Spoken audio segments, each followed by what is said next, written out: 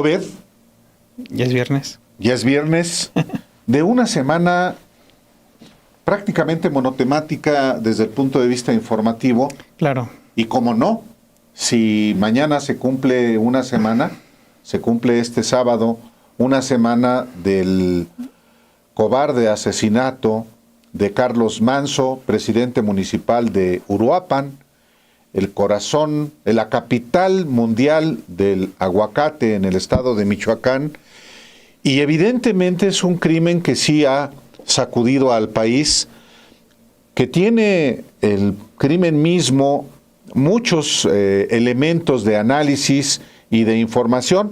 Apenas el día de ayer se logró identificar al autor material de este crimen, un jovencito de 17 años de edad que muere después de cometer un asesinato y que en sí mismo, creo yo, revela o muestra, exhibe hasta qué punto todavía en nuestro país tenemos un pendiente de resolver la inseguridad, la violencia y las condiciones para que un muchachito de 17 años, que a esa edad debería estar pues prácticamente finalizando la preparatoria, Entrando a la universidad. y entrando a la universidad, haya sido alguien que usaba un arma para privar de la vida a otra persona. Por supuesto que por eso es importante ir a las causas que generan las conductas antisociales, entre ellas la violencia, el robo y el asesinato.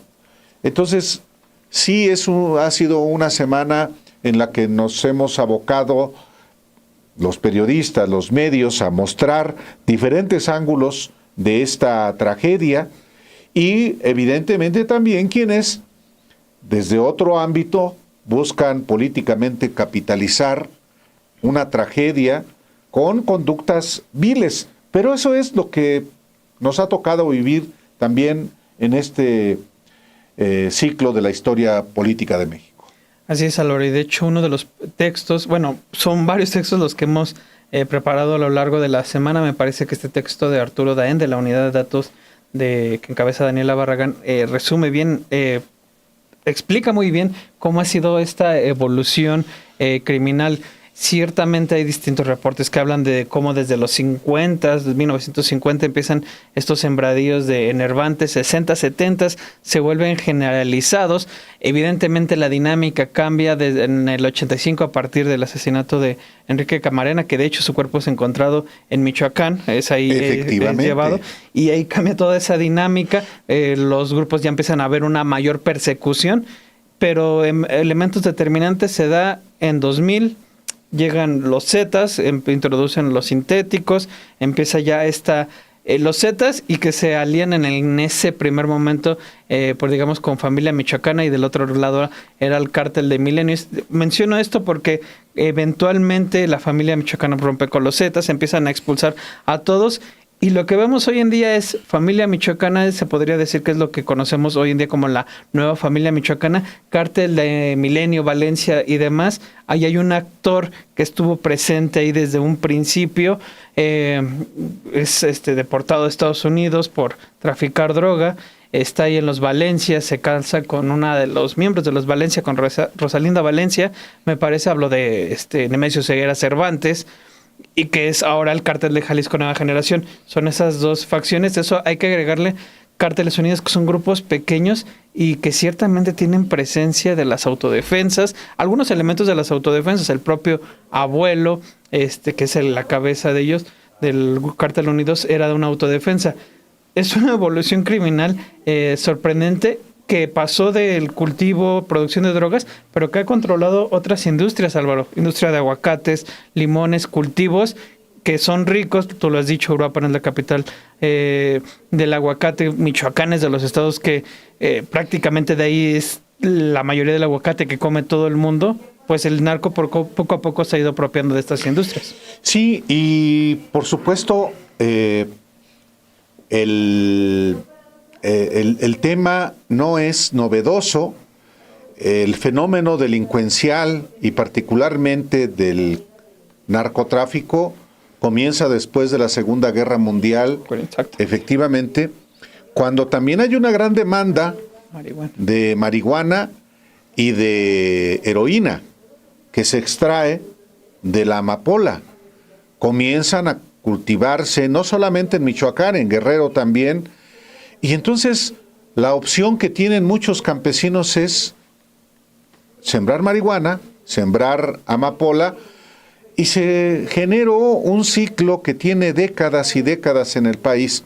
Obviamente, la violencia se ha ido recrudeciendo cada vez más. Tú haces alusión al inicio de este milenio, al inicio de los años 2000, y hace simplemente 19 años, ha pasado un poco desapercibido el asesinato del presidente municipal de La Piedad, Michoacán, que es una ciudad muy importante en términos económicos. Fue por décadas un lugar de criadero de cerdos, por ejemplo, y ahí se asesina en 2011 al presidente municipal, muy amigo de Felipe Calderón, pero que jamás en su gobierno se esclareció ese asesinato. Nunca se ha esclarecido quién fue. No se le quita la responsabilidad a nadie, no, porque hay que recordar que era gobernador de Michoacán Lázaro Cárdenas Batel cuando se inicia la guerra de Calderón contra el narcotráfico, esa estrategia de guerra que sembró de cadáveres el país. Y luego lo sustituye Leonel Godoy como gobernador, que entra en confrontación con Calderón. Es cuando se produce el Michoacanazo, un fiasco también de Felipe Calderón. Y luego gobierna el PRI. Así es. Gobierna después el PRD con Silvano Aureoles, y luego el actual gobierno estatal que encabeza Ramírez Bedoya, después de que una maniobra de la derecha a través de Lorenzo Córdoba impiden que Raúl Morón, que era el candidato de Morena al gobierno de Michoacán, pudiera lograr ser candidato. Y entonces entra Ramírez Bedoya como sustituto. Cuento esto porque en efecto Michoacán ya ha vivido la alternancia PRD, la izquierda, PRI, luego PRD y luego Morena. Y entonces hay responsabilidades ineludibles. Sí, también son 7 años de gobierno federal y también hay ya datos verificables de cuáles son los resultados de una y otra estrategia a nivel federal y también a nivel del estado de Michoacán. Este es el contexto, digamos, exacto, en el que se produce el asesinato de Carlos Manzo en Uruapan. Mañana se cumplirá 8 días, pasada las 8 de la noche, pero el primer reportaje que le presentamos el día de hoy a usted, tiene que ver con eso.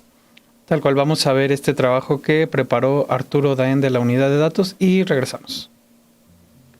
El asesinato del alcalde de Uruapan, Carlos Manzo, cimbró a Michoacán, una entidad líder en producción agrícola, donde cada año se dan exportaciones de aguacate por más de $3.500 millones. Aunque esa abundancia también ha encendido la ambición de grupos criminales, cárteles que desde hace más de una década han extorsionado y asesinado a productores, porque la violencia que afecta a Michoacán no es algo reciente. En 2013, habitantes hartos de la falta de acción de las autoridades tomaron las armas. Se formaron las llamadas autodefensas, con líderes como Hipólito Mora y José Manuel Mireles. Rebasado, el gobierno de Enrique Peña Nieto aceptó que civiles armados vigilaran Michoacán. Pero en aquel momento el comisionado Alfredo Castillo aceptó incluso a personas que tenían vínculos criminales. Los 3 principales cárteles que hasta la fecha afectan a Michoacán y que se vinculan a asesinatos de líderes limoneros como Bernardo Bravo, surgieron y se empoderaron durante los sexenios de Felipe Calderón y Enrique Peña Nieto. Son el cártel Jalisco Nueva Generación, su antes rival y ahora aliado Los Viagras, y un grupo denominado Cárteles Unidos. Durante el gobierno de Silvano Aureoles entre 2015 y 2021, los homicidios dolosos aumentaron 186% en Michoacán. Se pasó de 952 a 2.731 víctimas. Ya en el gobierno del morenista Alfredo Ramírez Bedoya, hasta 2024 los homicidios habían bajado 45%. En 2024 se contabilizaron 1.490 asesinatos. Si bien se logró esta reducción, también está el dato de que desde 2022 en Michoacán han sido asesinados 7 alcaldes, incluyendo ahora a Carlos Manso. Si se miran los datos por sexenio, el mayor aumento de asesinatos en Michoacán se registró durante el gobierno de Enrique Peña Nieto. Se pasó de una tasa de 16.56 homicidios por cada 100.000 habitantes en 2012 a una de 28.05 en 2018. Con López Obrador se registró un pico en 2021, con una tasa de 45.92, pero para 2024 bajó a 24.93. En cuanto a Uruapan, también se registró un máximo en 2021, con 261 carpetas por homicidio doloso. Aunque, desde entonces, hubo una reducción, registrando 187 en 2024 y 104 de enero a septiembre de este año. La presidenta Claudia Sheinbaum dijo que se aplicará un plan de paz y justicia en Michoacán, para reforzar la presencia federal en la entidad, además de seguir abatiendo la pobreza y la desigualdad, porque si bien es un estado con abundancia agrícola, el 34.3% de la población aún vive en la pobreza. Esto respecto al 54.2% que se tenía en 2016.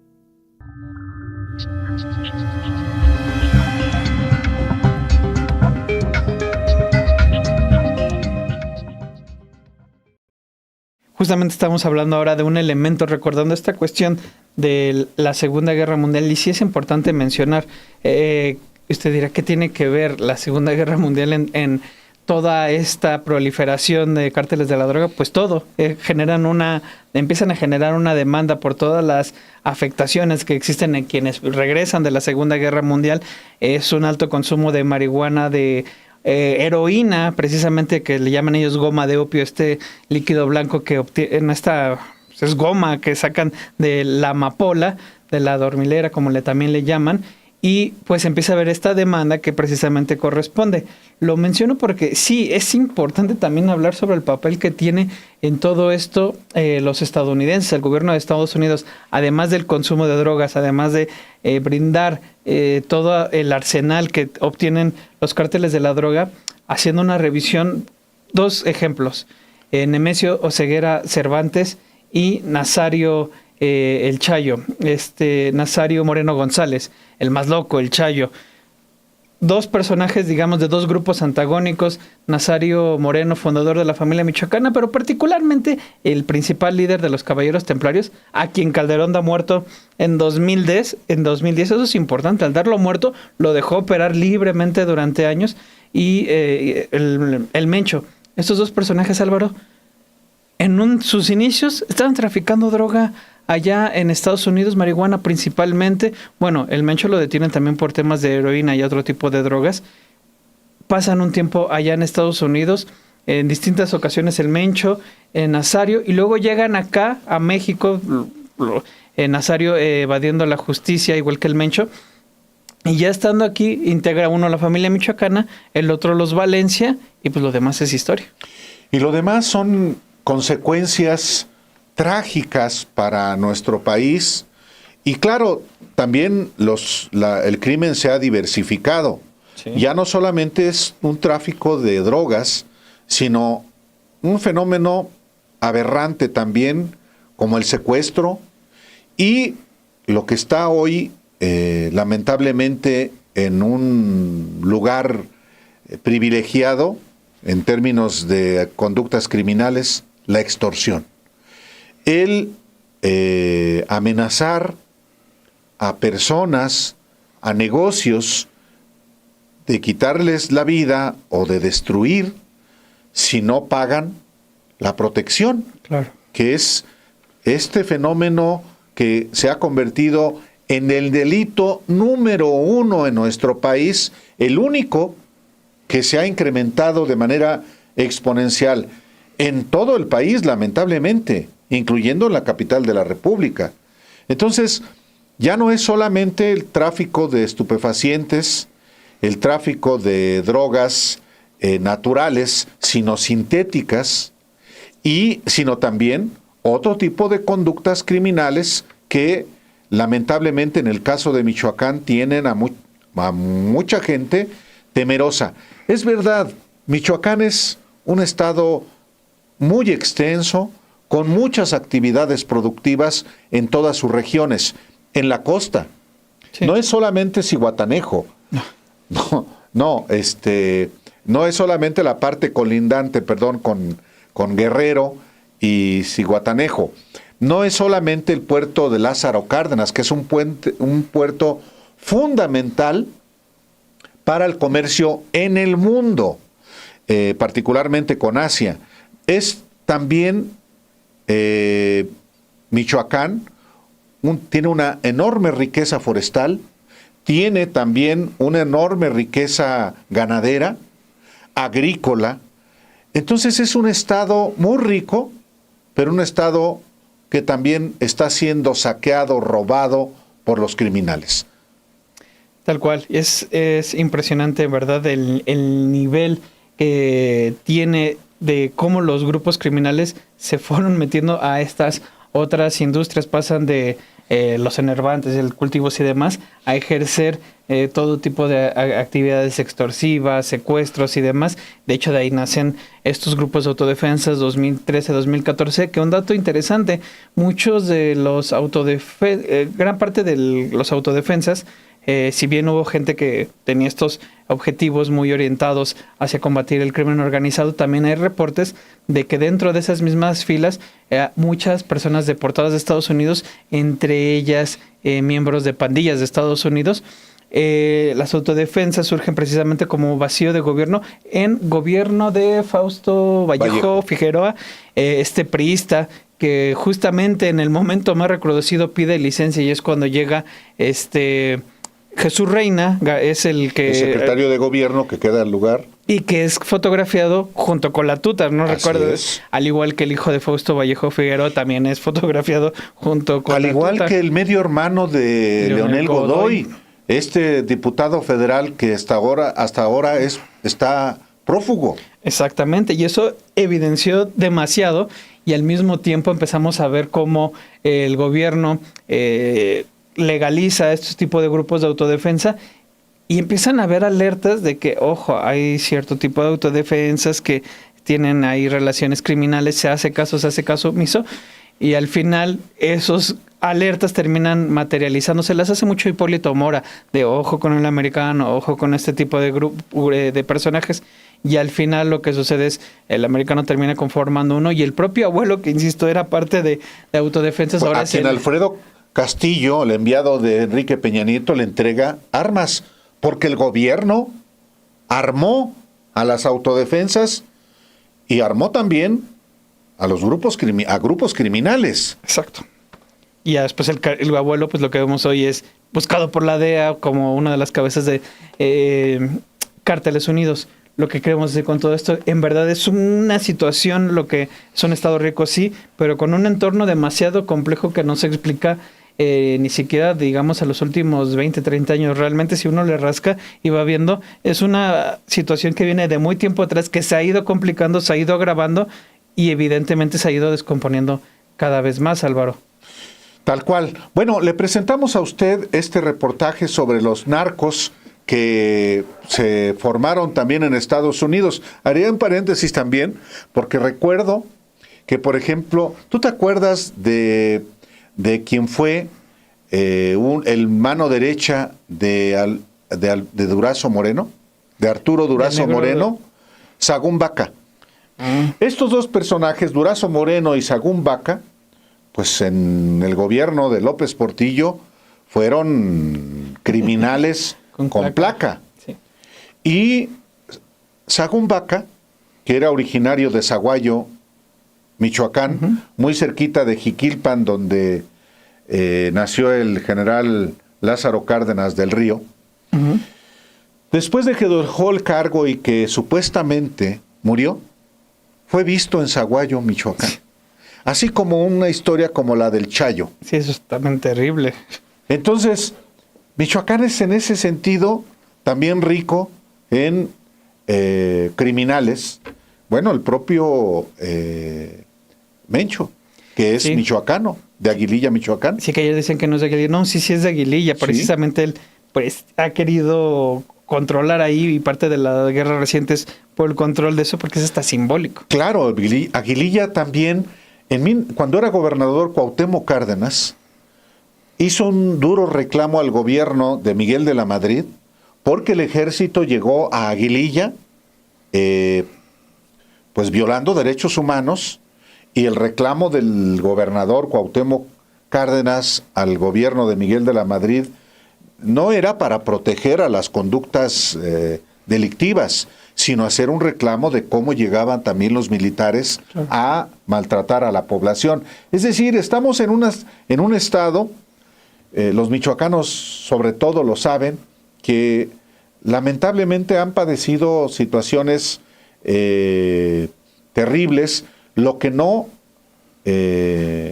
implica que tampoco el estado está en llamas y que no, hay zonas delicadas y pues la gente sigue trabajando como en todo el país. Pero ese es otro reportaje que le presentamos a usted, justamente de estos capos del narcotráfico o capos o criminales que también se formaron en Estados Unidos. Los cárteles de la droga han reclutado a mexicanos con antecedentes criminales en Estados Unidos, valorando su conocimiento del tráfico de drogas hacia ese país. Dos casos emblemáticos son Nazario Moreno González, el más loco, y Nemesio Oseguera Cervantes, el Mencho, quienes, tras ser procesados en Texas y California respectivamente, integraron grupos como la Familia Michoacana, los Caballeros Templarios y el Cártel de Jalisco Nueva Generación. Mike Vigil, exdirector de Operaciones Internacionales de la DEA, explicó el patrón. Vienen a los Estados Unidos ilegalmente y luego comienzan su carrera de narcotráfico. Regresan a México y ya con eso tienen credenciales que muchos grupos del narcotráfico dicen: esta gente ya conoce los Estados Unidos, conocen las rutas para cruzar drogas. Vienen a los Estados Unidos ilegalmente y luego comienzan su carrera de narcotráfico. Muchas veces salen de los Estados Unidos y regresan a México porque aquí los van a detener o tienen acusaciones formales contra de ellos. Regresan a México y ya con eso tienen credenciales que muchos grupos del narcotráfico dicen, pues esta gente ya conoce los Estados Unidos, no son agentes de la DEA o de alguna agencia federal, son personas que fueron detenidos y ellos respetan personas que estuvieron presos porque para ellos son más confiables, que no los van a traicionar, que pueden trabajar, que conocen México, que conocen los Estados Unidos, conocen las rutas para cruzar drogas a los Estados Unidos y saben cómo moverse aquí en este país. Moreno González, líder de los Caballeros Templarios, fue detenido en McAllen, Texas, por tráfico de marihuana bajo las órdenes de Carlos Alberto Rosales el Tísico. Una década después, en 2004, la Corte Federal del Distrito de Texas emitió una orden de aprehensión contra Moreno por introducir más de 5 toneladas de marihuana entre 2002 y 2003. Vigil detalló: Nazario Moreno nació en Apatzingán, Michoacán. Fue arrestado en 1994 en McAllen, Texas, por traficar marihuana.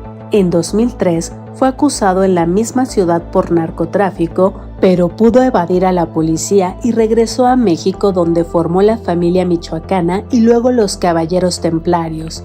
Nazario Moreno, también que nació en Apatzingán, Michoacán, fue arrestado en 1994 en McAllen, Texas, y lo arrestaron por traficar marihuana. En 2003 fue acusado en la misma ciudad por narcotráfico, pero pudo evadir a la policía de McAllen y luego regresó a México y formó la familia michoacana. Y luego poquito después también los caballeros templarios, así con Servando Gómez, alias La Tuta. Nemesio Ceguera Cervantes, originario de Aguililla, Michoacán, llegó a California en 1986 a los 20 años. Cruzaba habitualmente el río Bravo con cargamentos de marihuana. En 1992 fue arrestado con su hermano en San Francisco por vender 5 onzas de heroína a agentes encubiertos. Vigil ahondó. En 1986 fue detenido en San Francisco por robo y portación de arma de fuego. Luego fue detenido la segunda vez en 1989 por vender heroína y otra vez en 1992 fue arrestado con 5 onzas de heroína. Lo condenaron a 5 años en Texas. Nemesio Ceguera Cervantes, mejor conocido como el Mencho, nació en Aguililla, Michoacán. En 1986 fue detenido en San Francisco por robo y portación de arma de fuego. Él tenía 19 años de edad y estaba ilegal en los Estados Unidos y luego fue detenido la segunda vez en 1989, otra vez en San Francisco por vender heroína. Siguió con esa carrera y otra vez en 1992 fue arrestado con 5 onzas de heroína que estaba tratando de vender a agentes encubiertos con uno de sus hermanos. Y lo condenaron a 5 años en Texas y luego de ahí salió después de 3 años y luego se regresó a Jalisco, donde entró a una policía local en el estado de Jalisco.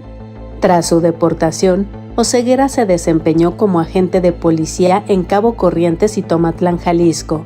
El periodista Chris Dalby escribe que esta experiencia le ayudó a comprender el funcionamiento interno de las policías mexicanas y lo fácil que era corromperlas. Posteriormente, el Mencho se unió al Cártel del Milenio como pistolero de Armando Valencia Cornelio y luego con Ignacio Coronel Villarreal del Cártel de Sinaloa. Su matrimonio con Rosalinda Valencia aceleró su ascenso dentro de la organización. La captura de Óscar Nava Valencia en 2009 fragmentó el Cártel del Milenio, dando paso a grupos como La Resistencia y Los Torcidos o Mazatecas, liderados por Oseguera. Tras un conflicto interno, Nemesio formó el Cártel de Jalisco Nueva Generación. Este patrón se extendió a las autodefensas surgidas en 2013. The Washington Post reportó que incluían pandilleros de Los Ángeles, obreros de la construcción deportados de Texas y recolectores de manzanas despedidos del estado de Washington. Vigil explicó cómo en Michoacán muchos grupos comienzan como autodefensas, pero luego se convierten en organizaciones criminales. Comienzan como autodefensas combatiendo supuestamente el narcotráfico, pero poquito después miran el dinero que se puede ganar. Comienzan como autodefensas combatiendo supuestamente el narcotráfico, pero poquito después muchos de estos autodefensas miran el dinero que se puede ganar del narcotráfico y ellos se convierten de autodefensas a grupos criminales. Otro es el cartel Unidos, que también está operando ahora en Michoacán. Y entonces también los Zetas, también en una ocasión estaban operando en Michoacán y se han enfocado mucho en Michoacán porque es un lugar estratégico y ahí tiene acceso al Pacífico tiene acceso a los Estados Unidos. Hay carreteras que pueden utilizar para transportar drogas. Produce marihuana, produce amapola, heroína. Lo que es un enfoque para muchos carteles.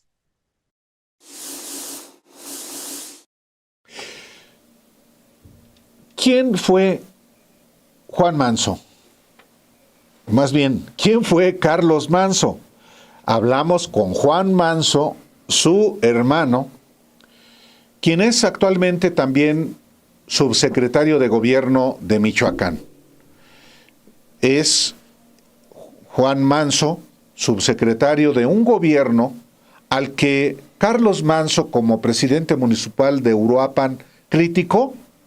De hecho, Carlos Manso militó en Morena, fue diputado federal de Morena, rompió con Morena para encabezar un movimiento que lo llevó a la presidencia municipal.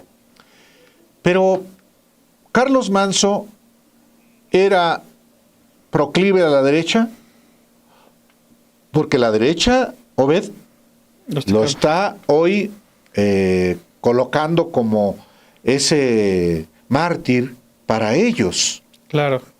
Como si hubiera pertenecido a sus propias filas el propio Vicente Fox. Lo te decía en la mañana que anda diciendo que Carlos Manso ya hizo la mitad del trabajo.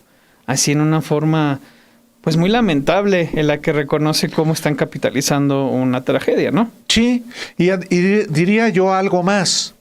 El papá de Carlos Manso, papá también de Juan Manso, subsecretario de Gobierno de Michoacán, cuya entrevista le presentaremos enseguida, fue panista, fue militante del PAN, y en las elecciones municipales de Uruapan, él no fue el candidato, pero apoyó al candidato que fue víctima de un fraude. Y por años, todos los días, Juan Manso Ceja, así se llamaba, todos los días en la mañana, con una cartulina, protestaba a los pies de la estatua de Morelos contra el fraude electoral. No lo apoyó el PAN de Michoacán, que en aquel entonces encabezaba Mejía, uno de los maestros de Felipe Calderón. No lo apoyó Vicente Fox, que era diputado federal del PAN. No lo apoyó tampoco Luisa María Calderón, que era diputada federal del PAN. No lo apoyó tampoco Felipe Calderón, que era asambleísta en la Ciudad de México. Es un dato importante. Y bueno, le presentamos a usted esta entrevista que el día de ayer tuvimos Alejandro Páez Varela y yo con Juan Manso, hermano del asesinado presidente municipal de Uruapan. Verdaderamente la muerte de Carlos trae una alta consternación social porque es derivada también de un cansancio, de un hartazgo, no de la violencia en particular de este gobierno, eso sí hay que decirlo.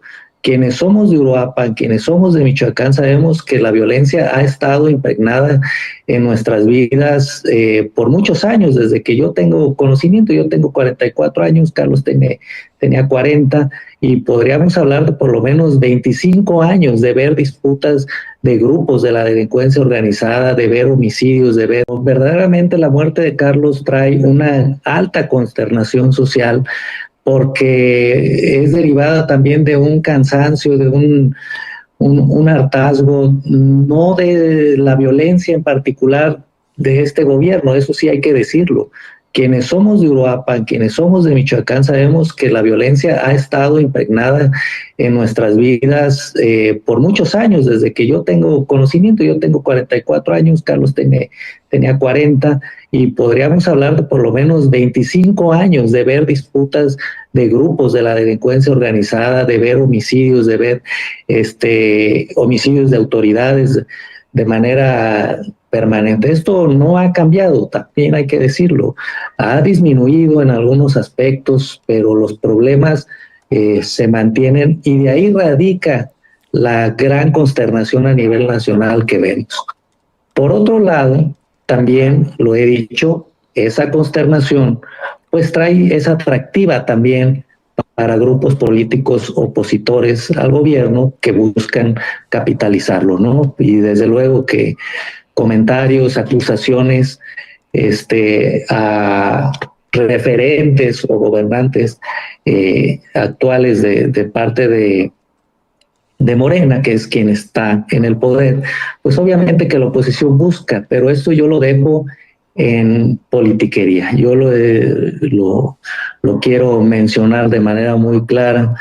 Yo hoy mismo he mencionado que se debe de investigar, y así lo pedí en su momento, que se investigue a todos los que tengan que se agoten todas las investigaciones.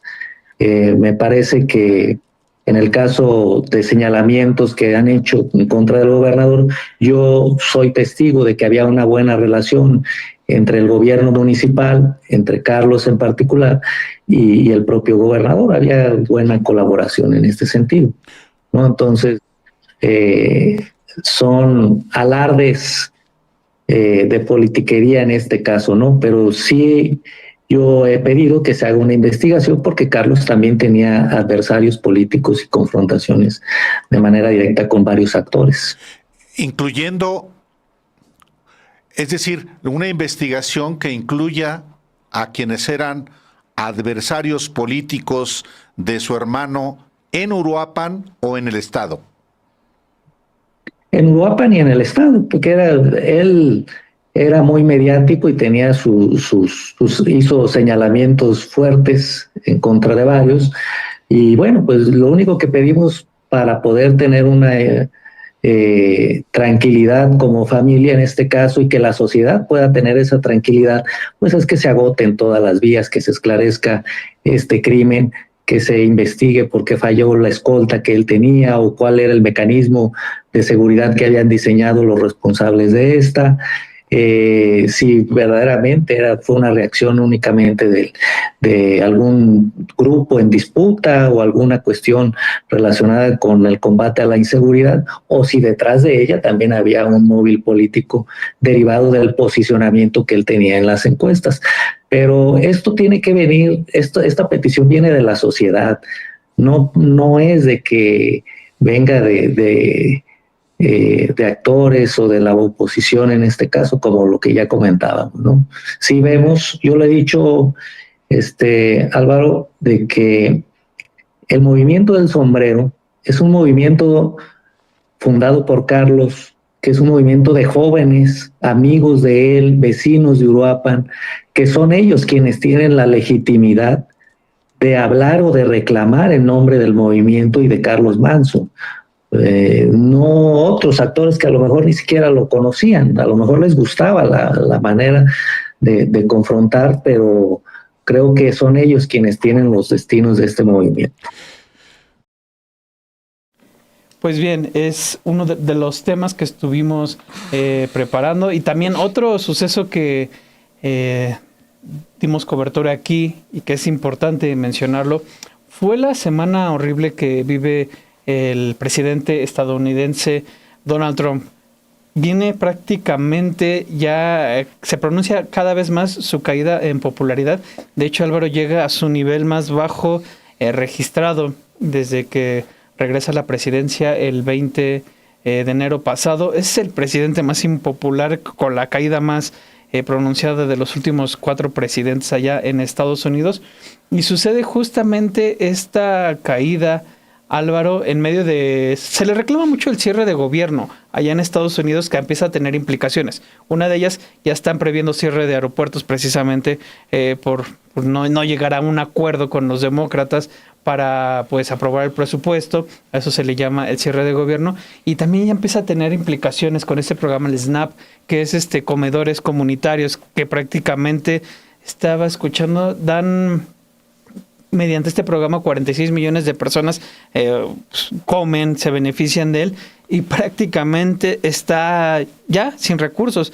Leía que aun cuando se active, digamos ya, o que se les dé una partida, va a tener ahí implicaciones. En todo este contexto viene Donald Trump hacia abajo y sucede la victoria allá en la ciudad de Nueva York, de Zoran Mamdani, el nuevo alcalde de Nueva York, que vence a Andrew Cuomo, que es uno de los pesos pesados de los demócratas, gobernador de Nueva York, señalado de distintos casos de abuso sexual que se le fueron recordados a lo largo de la campaña, y a quien respalda a Trump ya así de últimas y en desesperanza, lo respalda la recta final.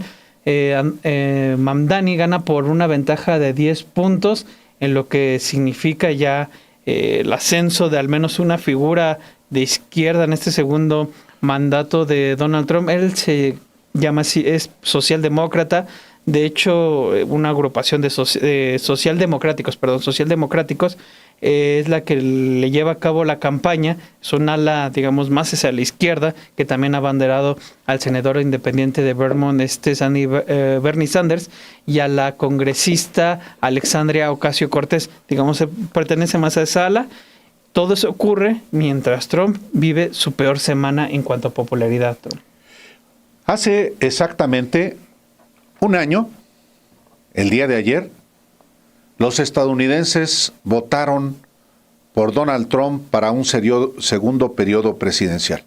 Ayer se cumplió un año de esa elección en Estados Unidos y exactamente el día de ayer, Donald Trump tiene los peores números en cuanto al respaldo popular. Tiene una distancia de 11 puntos entre quienes lo aprueban y quienes lo desaprueban. Y obviamente lo desaprueba 11 puntos más de la población de Estados Unidos, que son cifras terribles para él.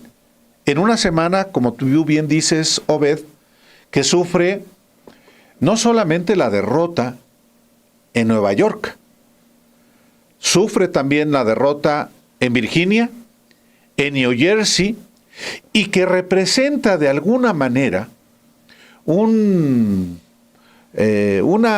parcialmente un referéndum sobre lo que los estadounidenses están viendo en Donald Trump. Es una semana terrible para Donald Trump, porque más allá de que se trate de Virginia, de New Jersey y de Nueva York, de elecciones que ganan los demócratas y de manera particular el nuevo alcalde de Nueva York, que habrá que ver qué tan de izquierda es. Yo siempre tengo mis reservas con los gringos en general. Pero, al final de cuentas, sí es una victoria que genera una cosa cualitativamente invaluable. ¿Qué genera un triunfo como el de Nueva York? Esperanza para los demócratas. O esperanza por lo menos para quienes han sido maltratados por la política en general de Donald Trump. No solamente los migrantes y particularmente los mexicanos, nuestros compatriotas, sino otras minorías y también los propios estadounidenses que, tú lo referías, Obed, también por decisión de Donald Trump, más de 40 millones de estadounidenses han perdido los bonos de alimentación.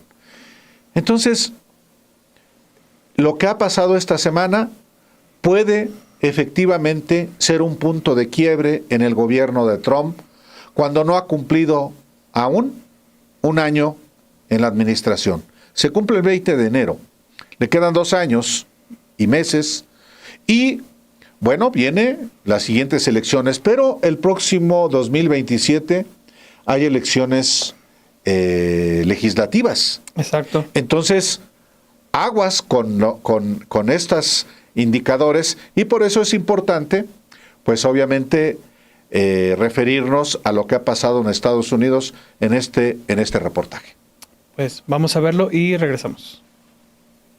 Donald Trump enfrentó una doble derrota en pocas horas. Perdió Nueva York, el lugar donde forjó su imagen de empresario exitoso, ante Zoran Mamdani, quien se convirtió en el primer alcalde musulmán, el más joven y el primer inmigrante en décadas en gobernar la ciudad. Esta victoria representa el surgimiento de la primera estrella política de izquierda durante la segunda presidencia de Trump. Paralelamente, la popularidad del presidente alcanzó un nuevo nivel mínimo según la mayoría de las encuestas. Trump cuenta con apenas 43.4% de respaldo frente a 54.4% de desaprobación, una diferencia de 11 puntos que marca su peor registro desde que regresó a la Casa Blanca en enero, de acuerdo con el ponderado de Real Clear Politics. The New York Times confirma que Trump registra los peores números entre los últimos 4 presidentes, con 55% de rechazo y 42% de aceptación en su promedio de encuestas. Estas cifras representan niveles récord en su impopularidad desde que asumió el cargo. Una encuesta de ABC News, Washington Post e Ipsos reveló que 7 de cada 10 estadounidenses consideran que el país va en dirección equivocada bajo el liderazgo de Trump. La mayoría también opina que la economía ha empeorado y que tanto los partidos políticos como el presidente están desconectados de la realidad. La demolición de la ala este de la Casa Blanca para construir un salón de baile ha generado rechazo entre la población. Según el Washington Post, ABC News e Ipsos, solo 28% apoya el proyecto frente al 56% que se opone, mientras que 16% permanece indeciso. The Economist YouGov refleja una aprobación de 39% frente a 58% de desaprobación. El mayor cambio se registra entre menores de 30 años, donde su índice pasó de +3 a -40 puntos. Hispanoamericanos y afroamericanos también muestran desplomes significativos en su aprobación. El análisis de The Economist indica que todos los estados, excepto Idaho, se han vuelto en contra de Trump. Oklahoma experimentó el cambio más drástico, pasando de 27 puntos positivos a -12 en aprobación neta. Las amenazas de Trump contra Nueva York no afectaron el triunfo de Mamdani. El resultado en Nueva York adquiere un simbolismo particular considerando la historia familiar de Trump. Su abuelo, Frederick Trump, llegó como inmigrante alemán en 1885 y su padre, Frederick Chris Trump, construyó el imperio inmobiliario que determinó el ascenso del presidente a la Casa Blanca.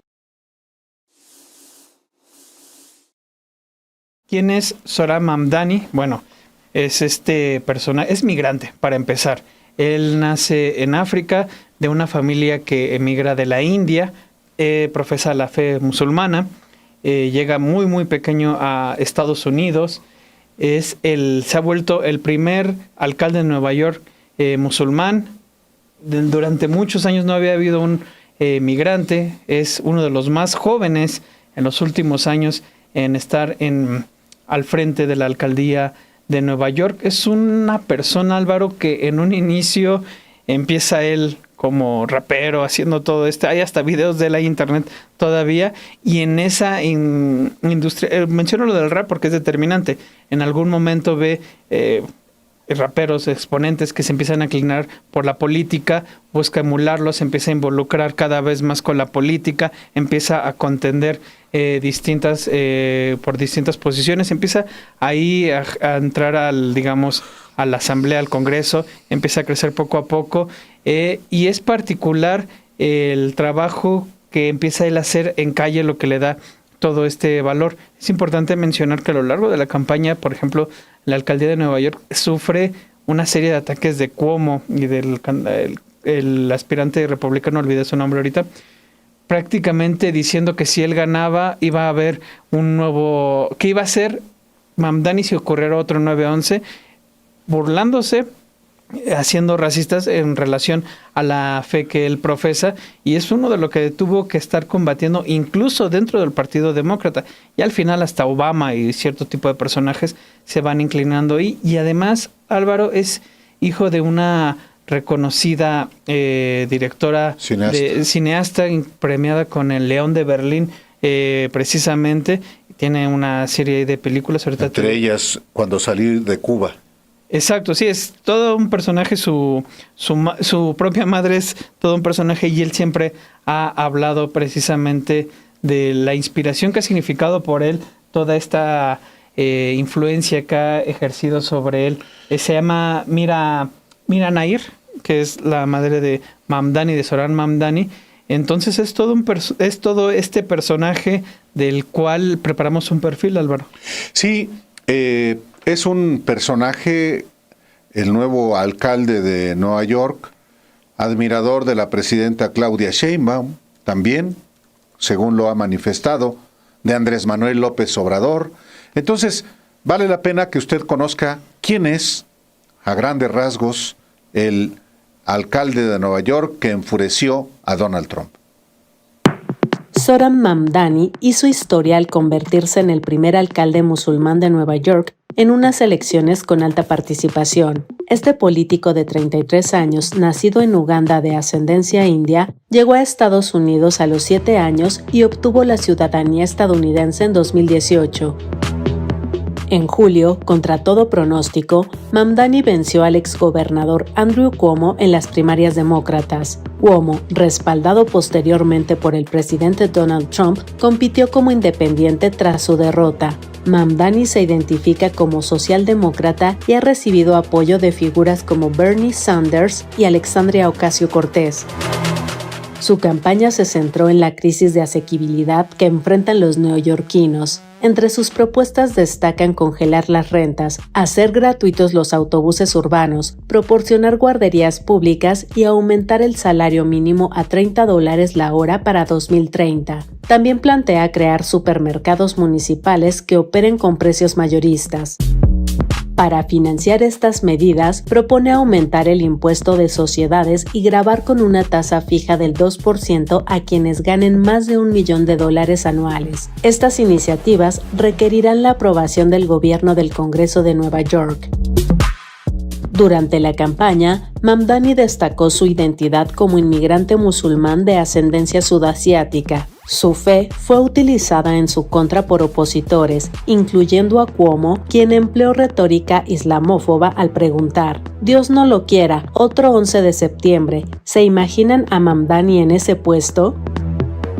Mamdani enfrentó una avalancha de ataques islamófobos y cuestionamientos sobre su ciudadanía. El representante republicano Andrew Ogles se refirió a él como el pequeño Mahoma y exigió su deportación. También recibió críticas por sus posturas pro-palestinas que algunos detractores calificaron de antisemitas. El ataque más significativo provino del presidente Trump, quien amenazó con arrestarlo si impedía las redadas del ICE en Nueva York. Trump declaró: «No necesitamos un comunista en este país», a lo que Mamdani respondió calificando los comentarios como un ataque a la democracia y táctica de intimidación. Mamdani se describe como socialista demócrata, inspirado en las palabras de Martin Luther King sobre la necesidad de una mejor distribución de la riqueza. Su elección marca la historia. Es el alcalde más joven de la ciudad desde 1917 y la primera estrella política de izquierda en surgir durante la segunda presidencia de Trump.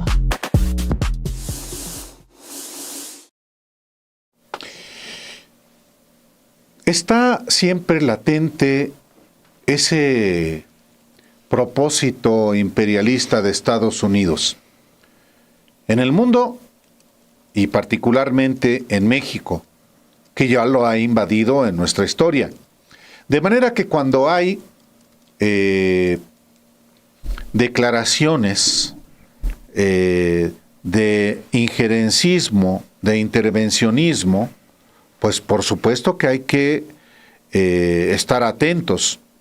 Y acaba de publicar recientemente la cadena NBC, Obed, Exacto, una información en el sentido de que podría México ser víctima, pues, de ataques. Y si a eso se le añade cómo Landó, Christopher Landó, el subsecretario de Estado de Estados Unidos y ex embajador de ese país en México,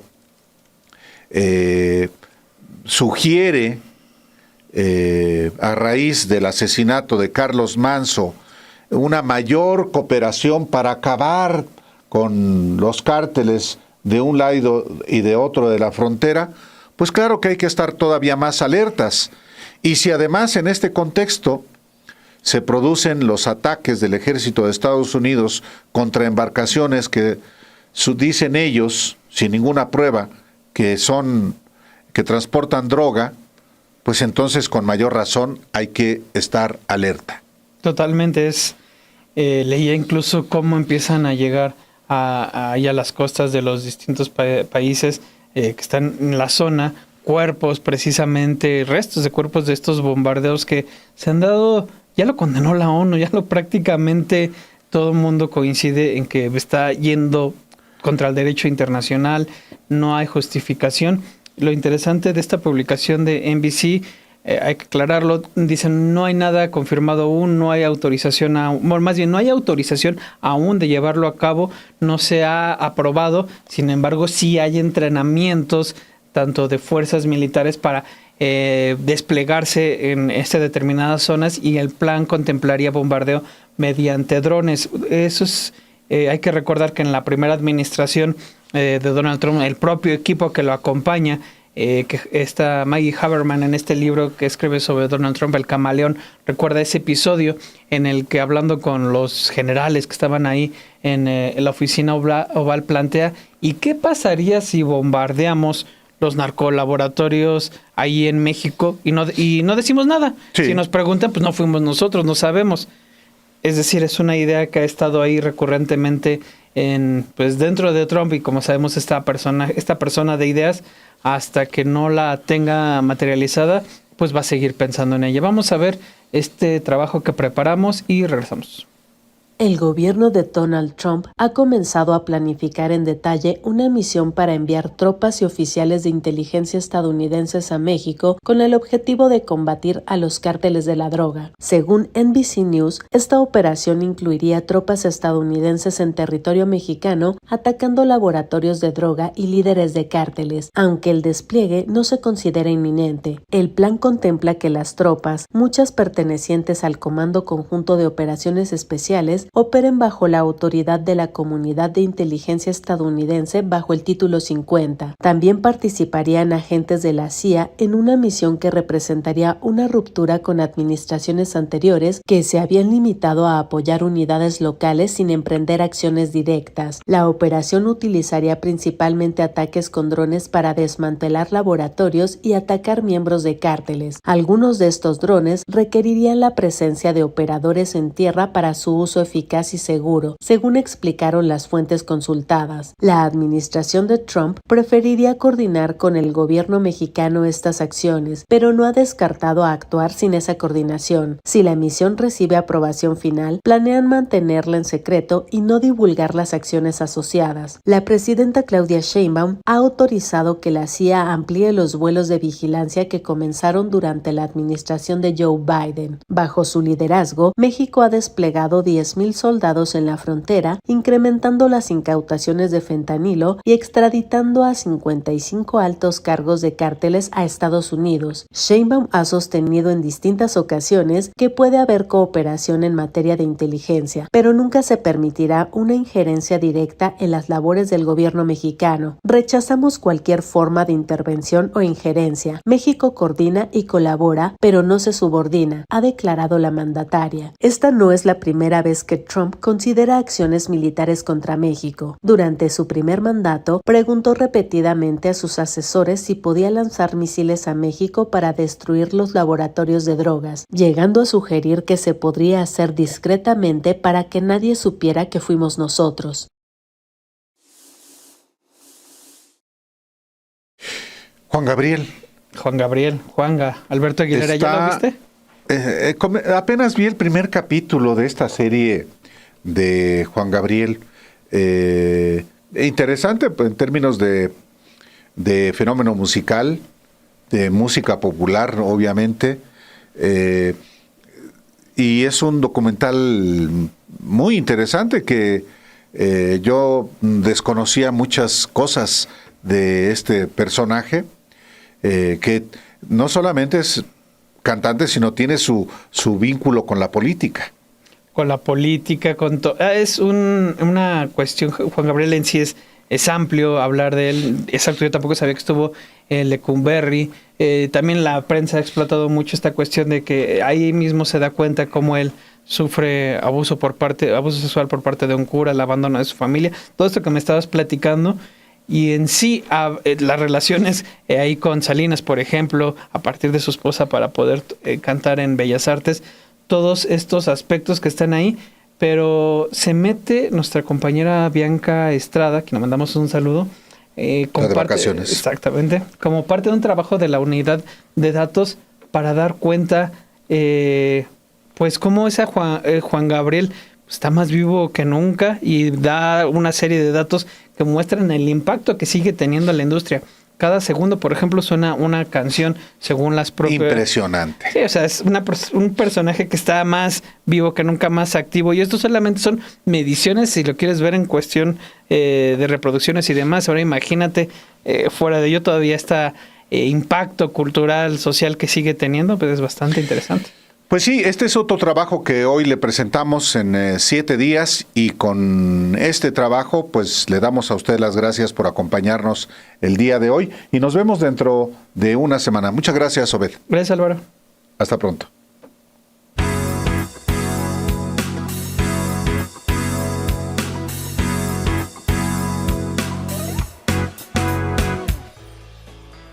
Son ya 9 años de la muerte de Juan Gabriel, el Divo de Juárez. Y a pesar del tiempo, su música sigue acumulando millones de reproducciones en todas las plataformas digitales, sin contar las miles de personas que aún reproducen sus discos físicos o que lo escuchan en la radio. Esto nos lleva a hacernos una pregunta. ¿Es posible asegurar hoy, actualmente, una Juangamanía? Seguramente en algún momento de tu vida una canción de Juan Gabriel te acompañó. Pero pues, ¿cómo no hacerlo si están hechas con puro sentimiento que sigue provocando que cada segundo suene alguna de sus canciones? De acuerdo con datos que brindan las plataformas Spotify y YouTube Music, 14.321.505 personas escuchan su música al mes. Esto quiere decir que 500.000 de personas escuchan a Juanga cada día, que sus canciones suenan 19.890 veces cada hora. Imagínate, 300 personas eligen una de las canciones de Juan Gabriel cada segundo. Las más escuchadas son Abrázame muy fuerte y Así fue. Esta última, en su versión para el concierto de Bellas Artes en aquel año de 1990, que suma 1.099 millones de reproducciones. María José Cuevas, directora del documental Juan Gabriel, Debo, Puedo y Quiero de Netflix, llama al cantautor como el gran conquistador, porque logró conseguir lo imposible. Pues sí, yo creo que Juan Gabriel, al final todos tenemos una historia o un recuerdo o una canción de Juan Gabriel. Yo creo que Juan Gabriel se vive desde lo privado hasta lo colectivo, ¿no?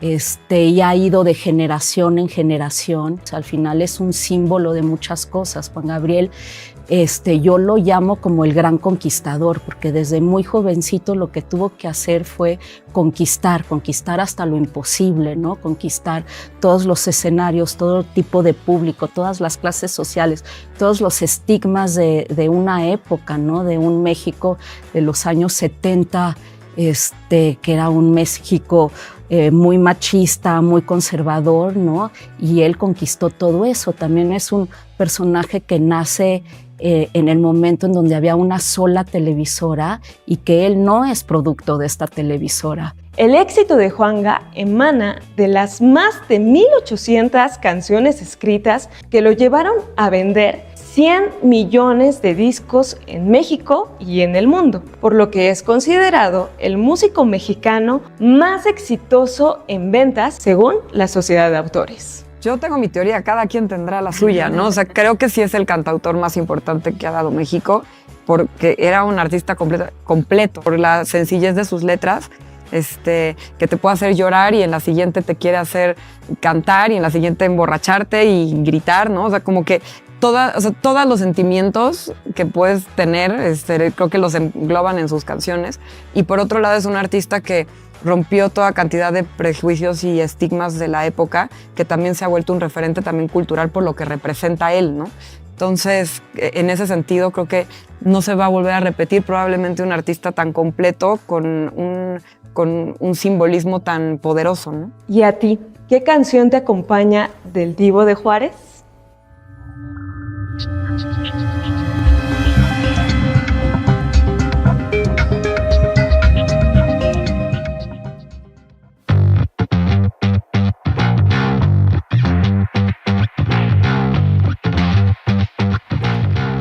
7 días, el programa semanal de Sin embargo al aire, ahora en vivo y en nuevo horario.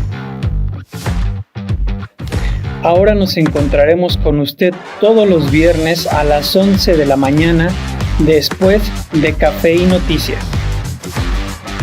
Como todos los viernes, le presentaremos el trabajo del equipo de investigación de Sin embargo, con reportajes, entrevistas, crónicas, hallazgos. Recuerde, viernes a las 11 horas con Obed Rosas y Álvaro Delgado, por Sin embargo, al aire.